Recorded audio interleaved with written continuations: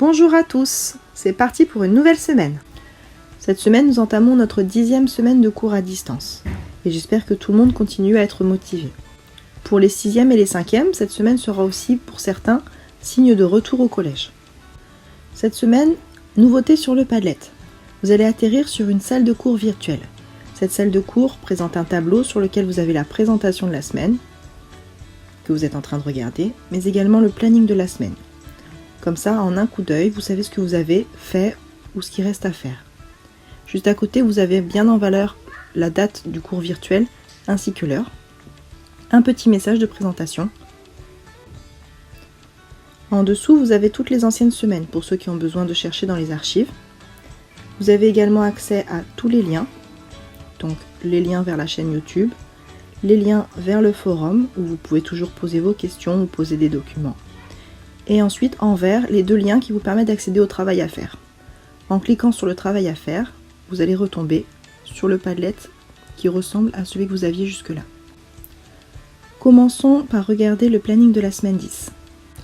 Et commençons comme d'habitude par son organisation. Cette semaine, on continue notre séquence 7 sur les forces et nous allons mettre en application ce que vous avez appris la semaine dernière.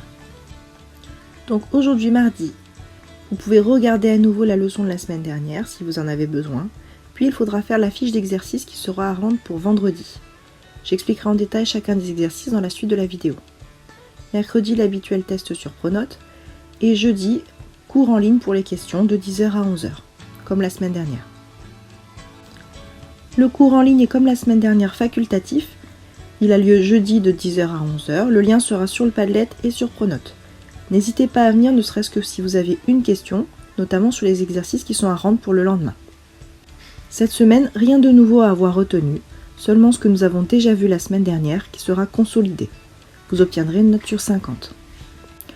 Retournons sur le Padlet et regardons ensemble en détail les exercices. Les exercices se trouvent dans la colonne de mardi. Vous avez la version PDF, mais vous avez également une version Word pour ceux qui souhaiteraient le faire sur Word et une version OpenOffice ou LibreOffice. Cette page d'exercice est composée de 2 pages. Dans l'exercice 1, on vous présente 4 situations à l'aide de photos. Pour chacune de ces situations, il faudra me donner le donneur et le receveur de l'action prise en photo. Dans l'exercice 2, on vous propose de retrouver les effets qu'une action mécanique peut provoquer. Vous avez 3 situations correspondant chacune à un effet différent. Il faudra retrouver et associer les différents effets aux différentes situations.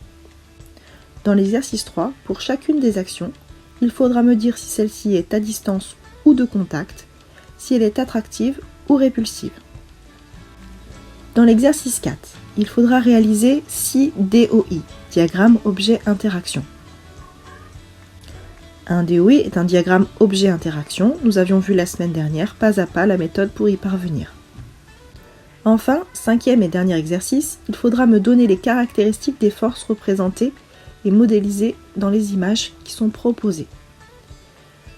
Il y a pour chaque exemple 2 actions différentes, avec chacune un acteur et un receveur. Il faudra m'indiquer pour chacune de ces forces le point d'application, la direction et le sens. L'intensité a été donnée. Rappelle-toi, la semaine dernière, nous avions modélisé la force que le pied exerçait sur le ballon. Cette force était modélisée par un vecteur, dont le point d'application était le point de contact entre le pied et le ballon, la direction était la perpendiculaire au pied, et le sens était du pied vers le ballon. Pour ceux qui travaillent sur une feuille de classeur, n'oubliez pas de m'indiquer le numéro de l'exercice, mais aussi le numéro de la situation. Retournons sur le Padlet et regardons le reste de la semaine. Dans la colonne de mercredi, tu auras le lien pour accéder à Pronote et pouvoir passer ton test QCM. Dans la colonne de jeudi, tu retrouves le lien vers la classe virtuelle, mais n'oublie pas, il était aussi en première page de la salle de classe. Et vendredi, j'ai remis un lien vers Pronote. En effet, une fois tes exercices faits, il faut me les poster via Pronote. En cas de souci, n'hésite pas à m'envoyer un message sur Pronote. Que la force soit avec toi pour cette semaine. Je te dis à jeudi pour la classe virtuelle si tu as des questions. En attendant, prends soin de toi et à très bientôt!